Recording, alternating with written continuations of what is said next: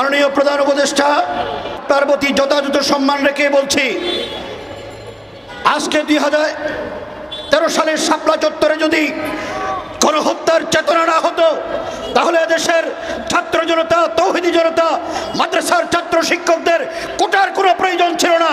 কিন্তু তারা শাপলা চত্বরের চেতনা নিয়ে নিজের দেশকে রক্ষার জন্য, ফ্যাসিবাদী শাসনকে এদেশ থেকে মূলোৎপাটন করার জন্য, ভারতীয় রেজিমকে দেশকে দূর করার জন্য তারা ময়দানে ঝাঁপিয়ে পড়েছেন। সুতরাং এই ইতিহাসকে আপনারা অস্বীকার করেছেন, ঘোষণাপত্রে জায়গা দেন নাই। মনে রাখবেন, এই দেশের ইতিহাসেও আপনাদের জায়গা কিন্তু হতে নাও পারে। আজকের এই যৌথ সংবাদ সম্মেলনের সম্মানিত নেতৃবৃন্দ, আমরা অত্যন্ত ভারাক্রান্ত হৃদয় নিয়ে আজকের এই সংবাদ সম্মেলনে হাজির হয়েছি যে বাংলাদেশের অন্তর্বর্তীকালীন সরকারের মাননীয় প্রধান উপদেষ্টা বিগত 5 আগস্ট একটি ঘোষণাপত্র পাঠ করেছেন, যেখানে ইতিহাসকে বিকৃতি করা হয়েছে, ইতিহাসকে অস্বীকার করা হয়েছে।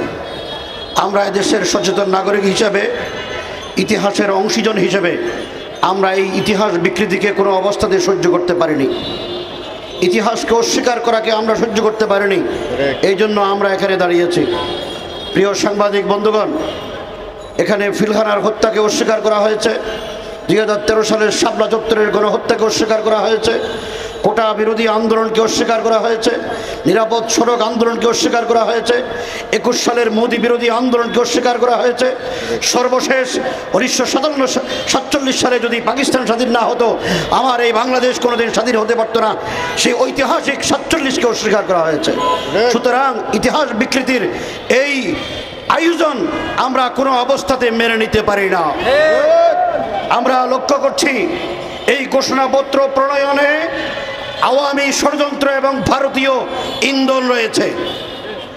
আমরা এই চক্রান্তের বিরুদ্ধে অন্তর্বর্তীকালীন সরকারের ভিতরে যারা গাপটি মেরে বসে আওয়ামী চক্রান্ত বাস্তবায়ন করছেন, তাদের বিরুদ্ধে দেশবাসীকে সোচ্চার হওয়ার আহ্বান জানাচ্ছি। সংগ্রামী উপস্থিতি, আমরা সরকারের কাছে দাবি করছি, এই জুলাই বিপ্লবে আপনারা কয়জনের জুলাই আন্দোলনে আপনারা অংশগ্রহণ করেছেন? এই সরকারের উপদেষ্টা মণ্ডলীর মধ্যে অনেকে জুলাই বিপ্লবকে লালন করেন না।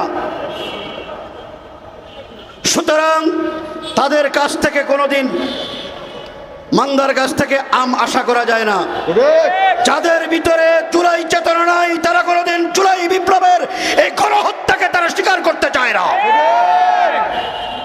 আমরা ঘোষণাপত্রে ইতিহাসকে সন্নিবেশন করার জন্য আমরা অনুরোধ করছি, মাননীয় প্রধান উপদেষ্টা আপনার প্রতি যথাযথ সম্মান রেখে বলছি, আজকে 2013 সালের শাপলা চত্বরে যদি গণহত্যার চেতনা না হতো, তাহলে দেশের ছাত্র জনতা, তৌহিদি জনতা, মাদ্রাসার ছাত্র শিক্ষকদের কোটার কোনো প্রয়োজন ছিল না।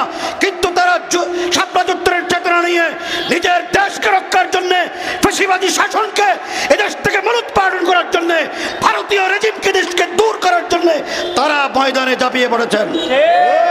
সুতরাং এই ইতিহাসকে আপনারা অস্বীকার করেছেন, ঘোষণাপত্রে জায়গা দেন নাই। মনে রাখবেন, এই দেশের ইতিহাসেও আপনাদের জায়গা কিন্তু হতে নাও পারে। এই জন্য আপনাদের কাছে আমাদের অনুরোধ, শাপলা চত্বরের গণহত্যার ইতিহাস, 21 সালে মোদী বিরোধী আন্দোলনের ইতিহাস, কোটা সংস্কার আন্দোলনের ইতিহাস, নিরাপদ সড়ক আন্দোলনের ইতিহাস এবং পিলখানার গণহত্যার ইতিহাস ঘোষণাপত্রে নতুনভাবে সংযোজন করতে হবে। এই ঘোষণাপত্র নতুনভাবে তৈরি করে জাতির সামনে উপস্থাপন করতে হবে। আমরা সরকারের কাছে স্পষ্টভাবে দাবি করছি, এর যদি ব্যত্যয় ঘটে, এই ঘোষণাপত্র দেশবাসীকে সাথে নিয়ে আমরা প্রত্যাখ্যান করলাম। সুতরাং কথার দীর্ঘায়িত না করে আমাদের শেষ বক্তব্য হলো, একটি রাষ্ট্রের ঐতিহাসিকভাবে যেসব ঘটনা সংঘটিত হয়েছে বাংলাদেশের ইতিহাসে, পাঠ্যপুস্তকে এই ইতিহাসকে লিপিবদ্ধ করে নতুন প্রজন্মকে শিখাইতে হবে। আমাদের শেষ কথা হলো, অন্তর্বর্তীকালীন সরকার আপনারা ক্ষমতায় এসেছেন এদেশের ছাত্র জনতার রক্তের সিঁড়ি বেয়ে। সুতরাং এই রক্তের সাথে যদি কোনো ধরনের গাদ্দারি হয়, ইতিহাস আপনাদেরকে ক্ষমা করবে না।